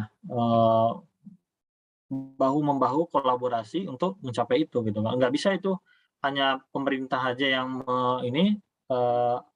semangat untuk melakukan itu tapi tidak didukung oleh energi ataupun dari perusahaan-perusahaan yang ada di negara kita, kemudian disupport juga oleh para perusahaan pendukung dari industri hulu migas itu sendiri. Jadi memang semuanya harus saling mensupport gitu ya. Kemudian terkait sampai kapan untuk industri migas ini. Jadi itu yang saya sampaikan ya. Migas ini nggak akan pernah luntur atau hilang dimakan zaman lah kalau saya bilang ya. Kalau misalnya ada peribahasa. Contoh batu bara. Batu bara revolusi industri sejak tahun 1800, apakah sampai saat ini hilang batu bara? Enggak kan? Jadi begitu juga minyak bumi, saya yakin sampai 100 tahun ke depan pun nggak akan hilang. Mungkin penggunaannya akan berkurang untuk jadi bahan bakar, iya. Yang tadi saya sampaikan salah satu opsinya ya ini akan banyak kita lihat adalah mobil listrik yang menggunakan baterai itu, kemudian ya mobil ataupun kendaraan yang menggunakan hidrogen fuel ini, itu yang akan kita lihat banyak ke depannya. Tapi kalau industri migas ya mungkin akan bergeser ke petrochemical. Mungkin buat teman-teman yang mohon maaf perempuan di sini, itu makeup sehari-hari dipakai emang dibikin dari steam. Dari geothermal kan nggak bisa melepuh kulitnya.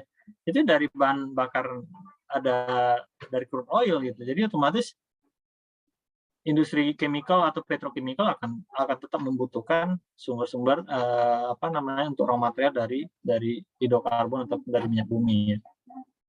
Jadi jawabannya ya sampai 100 tahun ke depan pun nggak akan hilang ya, khususnya di Indonesia, apalagi kita masih berfokus ke energi fosil gitu ya. Jadi khususnya Indonesia akan masih banyak, at least sampai 2030 yang seperti yang tadi ditanyakan, kita akan masih masif untuk kegiatan hulu migas ya, baik itu pengeboran, eksplorasi dan produksi itu pasti akan masih banyak gitu.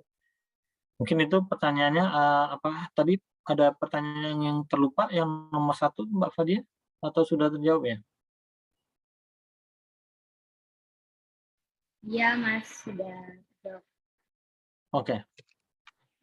Bagaimana Mbak Esther? Baik, terima kasih kembali Mbak.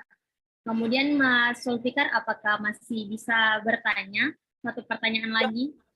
Sure. Masih bisa, silakan. Ini ada pertanyaan dari G-Form, dari Yolo Alves Nicolau, asal Gili Institute of Technology. How can we balance the cost of renewable energy with the hydrocarbon fuel? Bagaimana kita bisa menyeimbangkan biaya energi terbarukan dengan bahan bakar hidrokarbon? Silahkan dijawab, Mas. Oke, ini narasumbernya dari apa? Pertanyaannya dari luar ya? Atau Ya, dari betul. Okay. How we can balance the cost from hydrocarbon fuel compared with the green energy fuel, especially for the hydrogen. Yeah. So that we can do is to increase for the investment for renewable energy, especially for the hydrogen, because if we're doing only small parts of the industry, like maybe, for example, one country is only produce hydrogen only for the one manufacturer, this not can be cost efficient, because this one parts and then will be increased for our operation, and then also limitation of source of the renewable energy, for example, like solar panel, and also like wind energy. But if we can expedite for the research and development for other source, like this, okay, I will say, I will show the slide, sorry.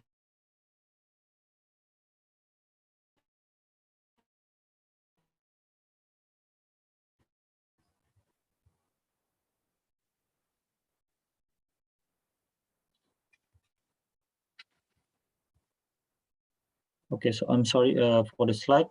So if we only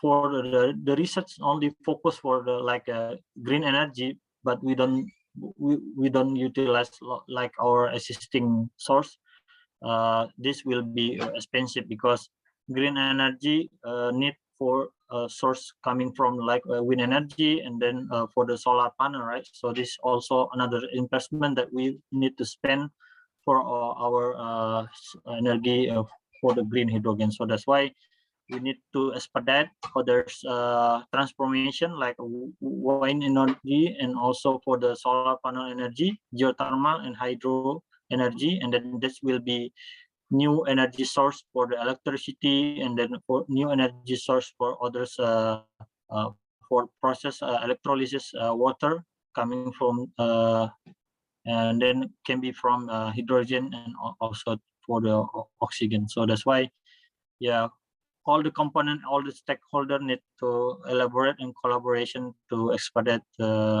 energy transition. That will be more economical for the production. That's all, Mbak Fedia. Thank you. Oke, thank you Mas Sulfikar.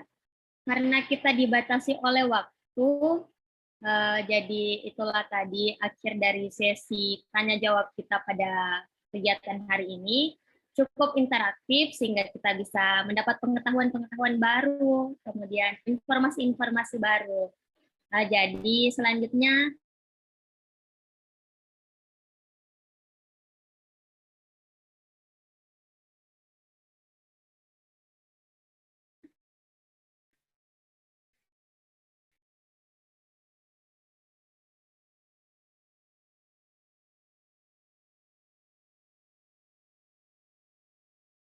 ada Mas Sulfikar untuk stop share karena nanti akan share screen lagi. Ya, oke. Sebentar, izin saya stop screen. Oke.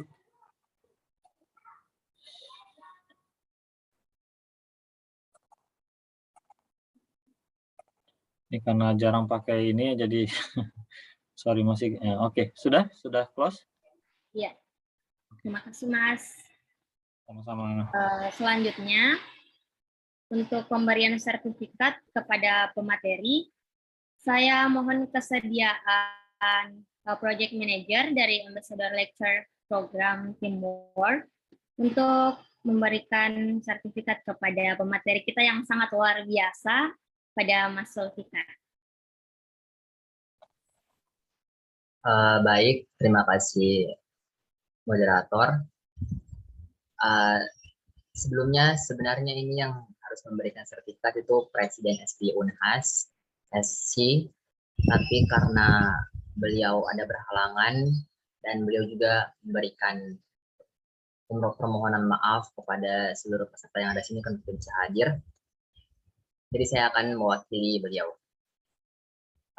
Baik, Mas Zulfikar, ini ada sertifikat dari SPI UNAS SC.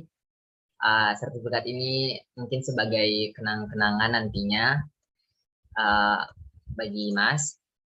Juga kami sangat berterima kasih karena Mas sudah memberikan materi mengenai introduce hidrogen fuels, di mana itu sangat bermanfaat bagi kita semua di sini, sehingga bisa menambah wawasan kita mengenai bahan bakar hidrogen.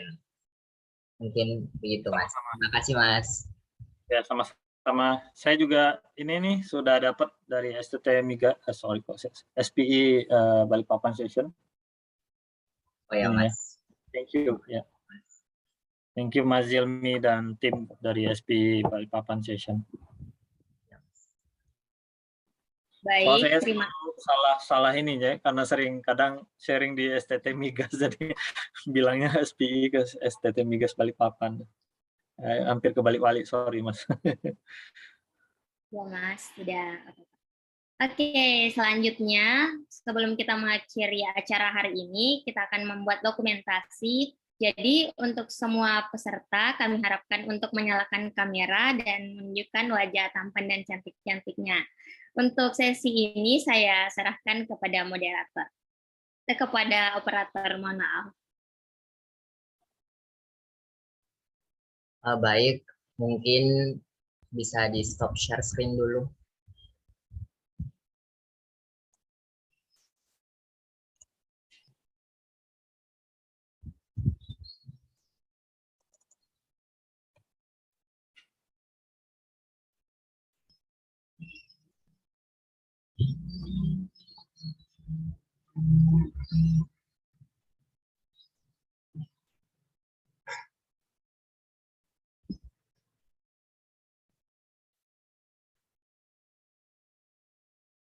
Baik, kepada seluruh peserta agar segera on cam.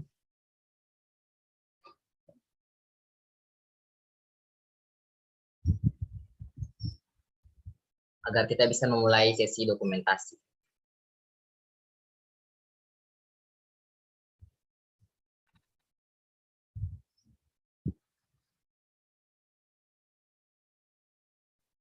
Baik, saya akan hitung. 1, 2, 3, slide pertama.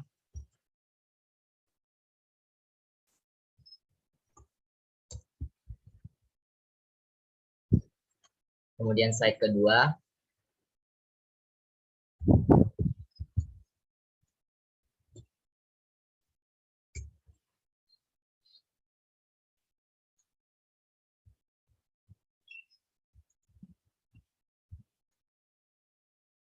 Baik, selesai.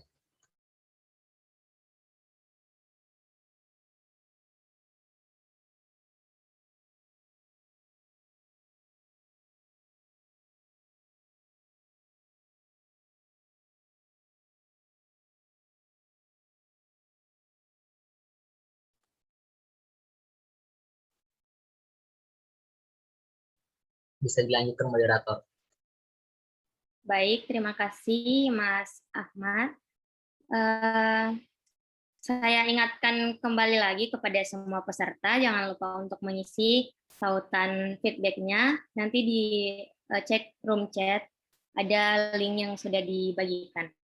Kemudian, sekarang acara telah selesai, waktunya saya undur diri. Sebelumnya saya mengucapkan banyak terima kasih kepada pemateri atau pembicara, kepada partisipan yang sudah meluangkan waktunya pada hari ini. Saya juga berterima kasih kepada teman-teman dari board dan staff, terutama teamwork, untuk mensukseskan acara ini. Kami sungguh sangat menghargainya. Mungkin itu saja, saya perwakilan SPI Universitas Hasanuddin SC. Memohon maaf jika kami melakukan kesalahan selama acara ini. Tetap aman dan sehat semuanya. Terima kasih. Wassalamualaikum warahmatullahi wabarakatuh.